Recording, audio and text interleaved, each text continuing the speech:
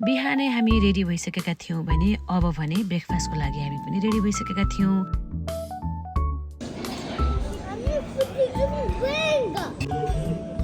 टन्न मजाले नेपाली स्टाइलले खाइगरी अब लाग्यो हामी आफ्नो गन्तव्यतर्फ।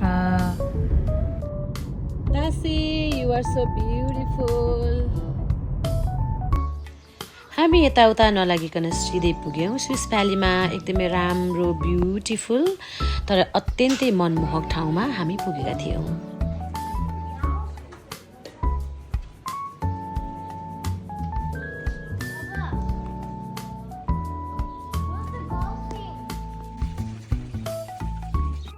सबैतिर घुमेर भइसके पछाडि हामीले फ्यामिली फोटो खिच्यौँ। त्यस पछाडि हामीलाई लाग्नु थियो लेभेन्डर फार्मतिर, जहाँ चाहिँ मलाई अत्यन्तै हेर्न मन परेको फार्म थियो। यति राम्रो फार्म भेटियो कि एकदमै मनमोहक खालको थियो। म चाहिँ फोटो सेसन गर्ने, भिडियो बनाउने काममा नै व्यस्त रहेँ। अनि यसो भित्रपट्टि हेरेको त जिन पनि बन्दो रहेछ लेभेन्डरबाट। लेभेन्डरको जिन पनि उठाइयो नै।